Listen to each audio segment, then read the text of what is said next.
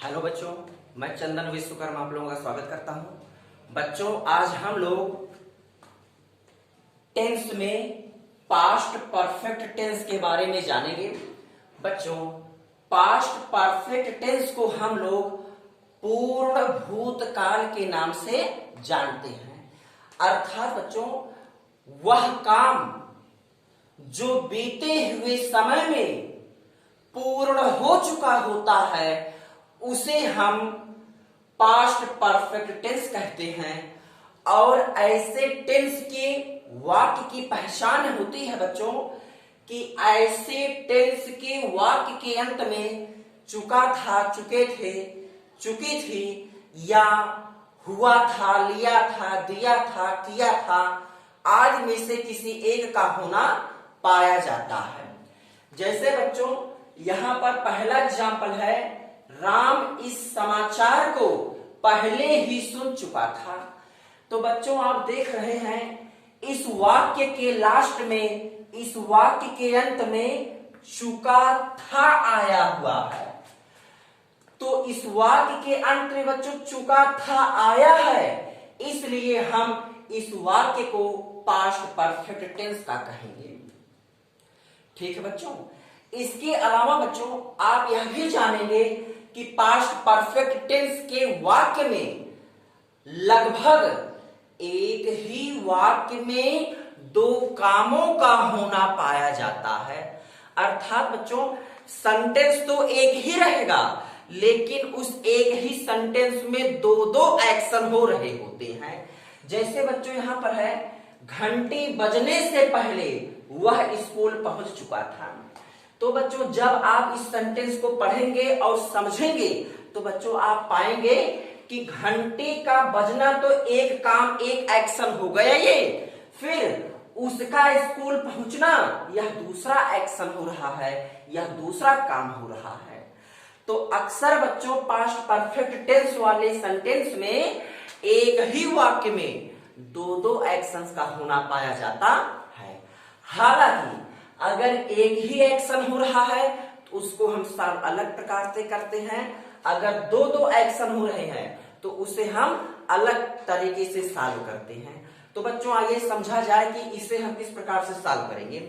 सबसे पहले बच्चों आप ये जान लीजिए, पहले सेंटेंस को पढ़िए, राम इस समाचार को पहले ही सुन चुका था।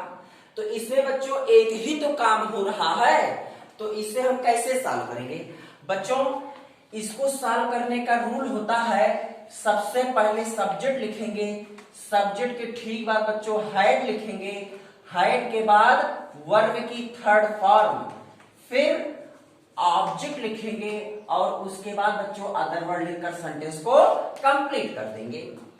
तो बच्चों इस लाइन को एक बार फिर से आप लोग रिवीजन कर लीजिए। सबसे पहले आप क्या लिखोगे, सबसे पहले आप बच्चों सब्जेक्ट लिखोगे। यह सब्जेक्ट चाहे सिंगुलर नंबर में हो चाहे प्लूरल नंबर में हो, सभी स्थितियों में हम इसके ठीक बाद हाइड हेल्पिंग वर्ब को लिखेंगे और हेल्पिंग वर्ब के ठीक बाद मेन वर्ब की थर्ड फॉर्म लिखी जाएगी बच्चों, फिर ऑब्जेक्ट और अदर वर्ड को लिखा जाता है। तो बच्चों आइए इस रूल के अकॉर्डिंग हम इस सेंटेंस को सॉल्व करते हैं। तो इस सेंटेंस को सॉल्व करने से पहले बच्चों हमने आपको कई बार बतलाया है कि सेंटेंस में जितने वर्ड्स आए हुए सबको अलग अलग करके पहचान कर ली जाती है। तो बच्चों राम इस समाचार को पहले ही सुन चुका था, इसमें पहचान करेंगे जब आप, तो आप पाओगे चुका था टेंस की पहचान है और सुनना मेन वर्ब है, राम सब्जेक्ट है बच्चों, यह समाचार ये डायरेक्ट ऑब्जेक्ट है और पहले ही अदर वर्ड में चला जाएगा। तो अब बच्चों इसको सॉल्व करें। तो सबसे पहले क्या कह रहा है रूल, सबसे पहले हमें क्या लिखना है, सबसे पहले हमें सब्जेक्ट लिखना है। तो बच्चों इस सेंटेंस में सब्जेक्ट कौन है, यहां पर बच्चों सब्जेक्ट कौन है, राम। तो हम यहां पर सॉल्व करते समय सबसे पहले बच्चों क्या लिखेंगे, हम लिखेंगे राम। उसके बाद बच्चों सब्जेक्ट के ठीक बाद हाइड, तो यहां पर हम क्या लिख देंगे, हाइड। फिर बच्चों मेन वर्ब की थर्ड फॉर्म। मेन वर्ब कौन है? सुनना। बच्चों सुनने की फर्स्ट फॉर्म होती है हियर, सेकंड फॉर्म होती है हर्ड एंड थर्ड फॉर्म होती है हार्ड। तो हमें कौन सी फॉर्म चाहिए? हमें थर्ड फॉर्म चाहिए। तो बच्चों थर्ड फॉर्म कौन है? हार्ड। तो यहां पर क्या हो जाएगा? हार्ड। उसके पश्चात बच्चों ऑब्जेक्ट। ऑब्जेक्ट है इस समाचार। बच्चों इसके लिए हम दिस का प्रयोग करेंगे और समाचार के लिए न्यूज। तो क्या हो जाएगा? This news. यहां पर बच्चों क्या हो जाएगा? This news. अब बच्चों एक बात समझने वाली है, यह वर्ड आया है पहले ही। बच्चों पहले ही वर्ड को हम दो शब्दों से जानते हैं, एक ऑलरेडी और एक बिफोर। लेकिन दोनों के इस्तेमाल में बच्चों अंतर होता है। अगर हम पहले ही शब्द के लिए ऑलरेडी का प्रयोग करेंगे तो ऑलरेडी का प्रयोग बच्चों हाइड के बाद यहां पर होगा। कहां पर होगा?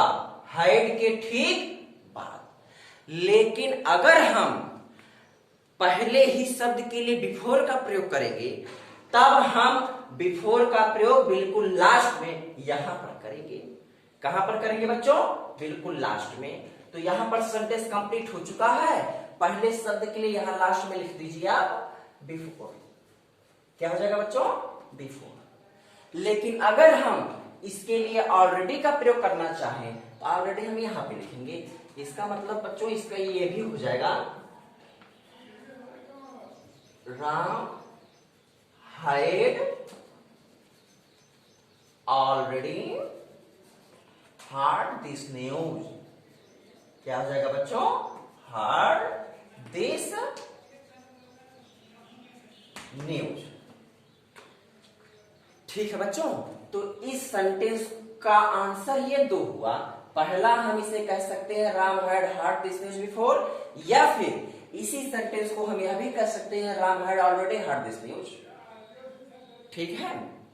अब अगर बच्चों यह तो तब के लिए बात थी जब सेंटेंस में एक ही काम हो रहा हो, एक ही एक्शन हो रहा हो।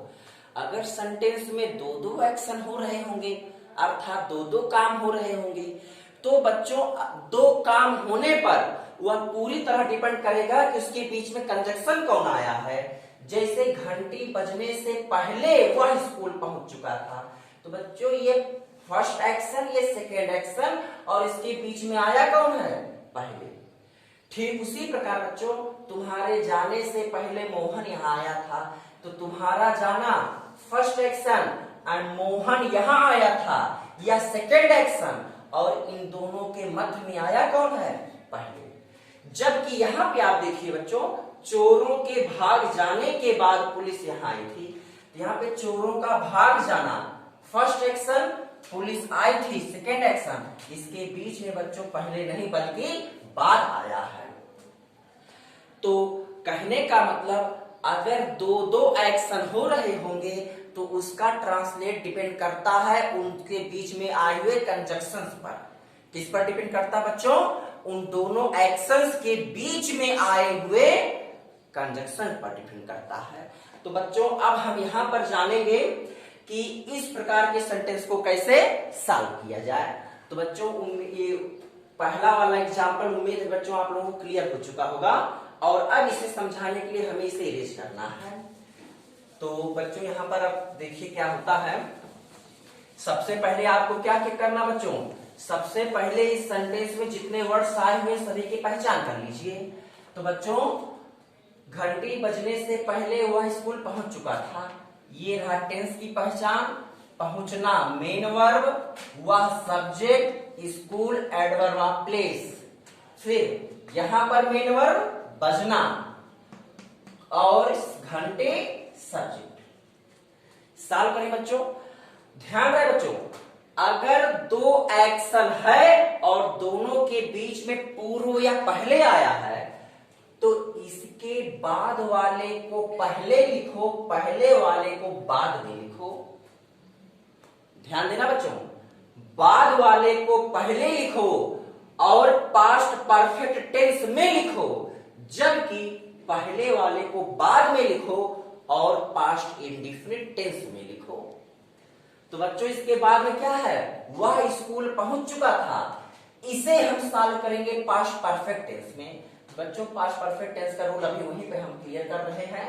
सबसे पहले क्या लिखेंगे हम, सब्जेक्ट। सब्जेक्ट बच्चों यहाँ पे है वह मतलब ही, फिर हेल्पिंग वर्ब हाइड, फिर वर्ब की थर्ड फॉर्म, वर्ब बच्चों पहुंचना, पहुंचने की first form reach, second form and third form reached.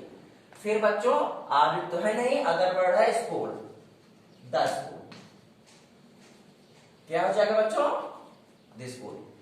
वह स्कूल पहुंच चुका था, इससे आप क्या कहोगे, he had reached the school. जैसे यह एक्शन कंप्लीट हो वहीं पर पहले की इंग्लिश हम लिखेंगे बिफोर। फिर जो पहले है उससे बाद में लिखेंगे और पास्ट इंडेफिनिट टेंस में लिखेंगे। तो बच्चों पहले है घंटे का बजना, अर्थात सब्जेक्ट कौन है, घंटी। घंटी के लिए हम लिखेंगे द बेल। और बच्चों पास्ट इंडेफिनिट टेंस में सब्जेक्ट के ठीक बाद वर्ब की सेकंड फॉर्म आती है। तो यहां पर वर्ब क्या है, बजना। बजने की फर्स्ट फॉर्म बच्चों रिंग होती है, सेकंड फॉर्म रैंक होता है और थर्ड फॉर्म रंग होता है। तो हमें सेकंड फॉर्म चाहिए, तो सेकंड फॉर्म भी हो जाएगा रैंक। क्या हो जाएगा बच्चों, रैंक।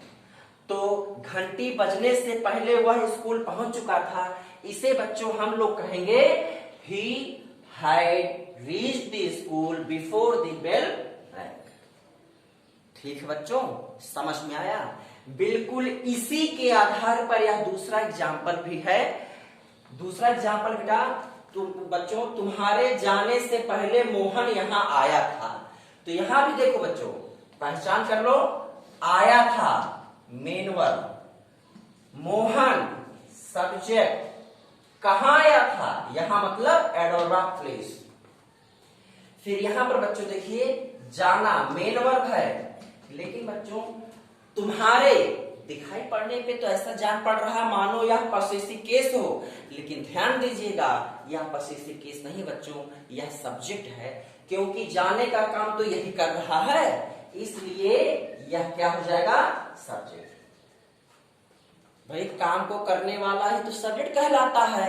यहाँ पे काम हो रहा है जाना और जाने का काम कर रहा है ये, तो इसका मतलब ये सब्जेक्ट कहलाएगा बच्चों, पॉसेसिव केस नहीं होगा। तो बच्चों अब इस सेंटेंस में सभी की पहचान हो चुकी है, अब इसे आप सॉल्व कर सकते हैं। बच्चों इसका सॉल्यूशन क्या होगा, वही बात फिर से, पहले के बाद वाले को, पहले के बाद वाले को हम क्या करेंगे, पहले के बाद वाले को पहले लिखेंगे पास्ट परफेक्ट टेंस में। तो बच्चों इसका सब्जेक्ट है मोहन, मोहन हो गया। फिर हेल्पिंग वर्ब हैड, फिर वर्ब की थर्ड फॉर्म, वर्ब है आना, आने की थर्ड फॉर्म बच्चों come, first form, came second form और कम फिर थर्ड फॉर्म। तो थर्ड फॉर्म फिर कम हो जाएगा बच्चों, और प्लेस यहां पर हियर। फिर बिफोर, बिफोर के बाद बच्चों क्या हो जाएगा, सब्जेक्ट यू, और उसके बाद वर्ब की सेकंड फॉर्म, वर्ब है जाना, जाने की first form go, second form went, third form gone. हमें चाहिए सेकंड फॉर्म, सेकंड फॉर्म मतलब वेंट, क्योंकि बाद वाले को पहले लिखिए पास्ट परफेक्ट टेंस में और पहले वाले को बाद में लिखिए पास्ट इंडेफिनिट टेंस में। तो बच्चों तुम्हारे जाने से पहले मोहन यहां आया था, इसका आंसर होगा Mohan had come here before you went. क्या हो जाएगा बच्चों, Mohan had come here before you went. ठीक है, इसके बाद वाले सेंटेंस में बच्चों इन दोनों कार्यों के बीच में कंजक्शन बाद आया है। तो आइए चलते हैं इस प्रकार के सेंटेंस को सॉल्व करते हैं। जब एक ही सेंटेंस में दो काम तो हो रहे हों, किंतु उन दोनों कार्यों को, उन दोनों एक्शंस को ऐड कर रहा हो, जोड़ रहा हो बाद या पश्चात शब्द। तो बच्चों इससे सेंटेंस को हम कैसे सॉल्व करेंगे, देखिए ध्यान सुनिए बच्चों। बाद के पहले वाले, बाद के बाद वाले को पहले लिखो पास्ट इंडेफिनिट टेंस में, और बाद के पहले वाले को बाद में लिखो परफेक्ट टेंस में, पास्ट परफेक्ट टेंस में। तो बच्चों फिर से सुनिए, बाद के बाद वाले को पहले लिखेंगे पास्ट इंडिफिनिट टेंस में और बाद के पहले वाले को बाद में लिखेंगे पास्ट परफेक्ट टेंस में। तो बच्चों इसके बाद में क्या आया है, आना, मेन वर्ब, पुलिस, सब्जेक्ट, यहाँ प्लेस। इसे हम पहले लिखेंगे पास्ट इंडिफिनिट टेंस में। मतलब क्या हो जाएगा बच्चों, सब्जेक्ट कौन है, पुलिस, तो हो जाएगा the police. Past indefinite tense में सब्जेक्ट के बाद वर्ब की सेकंड फॉर्म आती है, तो सेकंड फॉर्म हो जाएगा केम। फिर बच्चों प्लेस हो जाएगा यहां, हियर। फिर बाद के लिए आफ्टर। उसके पश्चात बच्चों चोरों के भाग जाने के बाद, इसमें भाग जाना मेन वर्ब है, चोरों को सब्जेक्ट है। इसे हम लिखेंगे पास्ट परफेक्ट टेंस में। पास्ट परफेक्ट टेंस का मतलब सबसे पहले हम लिखेंगे सब्जेक्ट, सब्जेक्ट है चोरों को, मतलब द थीव्स। और उसके बाद हाइड हेल्पिंग वर्ब, फिर वर्ब की थर्ड फॉर्म भाग जाना, first form run away, second form ran away and third form run away.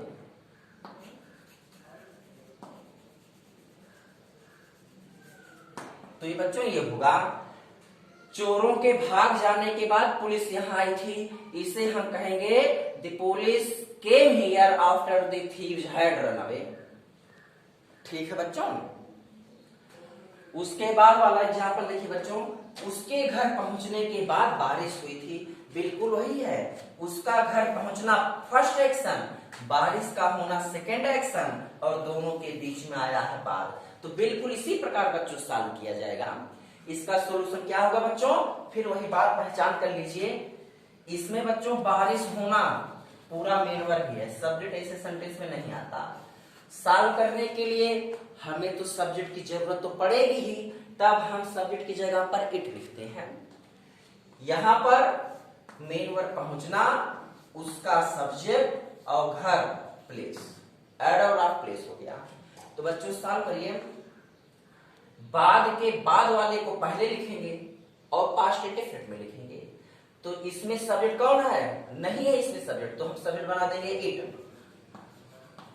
फिर वर्ब की सेकंड फॉर्म, वर्ब बच्चों बारिश होना, बारिश होने first form rain, second form rained. उसके बाद बच्चों आफ्टर, और आफ्टर के पश्चात बच्चों पहले वाले को बाद में लिखेंगे पास्ट परफेक्ट टेंस में, जिसका सब्जेक्ट है उसके, उसके मतलब ही, या सी दोनों हो सकता है। और सब्जेक्ट के बाद बच्चों हैड हेल्पिंग वर्ब, कौन सा हेल्पिंग वर्ब, हैड। फिर वर्ब की थर्ड फॉर्म, वर्ब है पहुंचना, पहुंचना मतलब रीच्ड। और उसके बाद बच्चों प्लेस, ऑब्जेक्ट तो है नहीं, प्लेस है होम, ये हो गया। उसके घर पहुंचने के बाद बारिश हुई थी, इसे आप कहोगे it rained after he had reached home. क्या कहोगे बच्चों, it rained after he had reached home. तो बच्चों ये पास्ट परफेक्ट टेंस का अफर्मेटिव सेंटेंस था। आज तक बच्चों इस वीडियो में यहीं तक आप देखेंगे। अब इसके नेक्स्ट वीडियो में बच्चों इसका नेगेटिव सेंटेंस और इंट्रोगेटिव सेंटेंस स्पष्ट किया जाएगा। ठीक है बच्चों, धन्यवाद।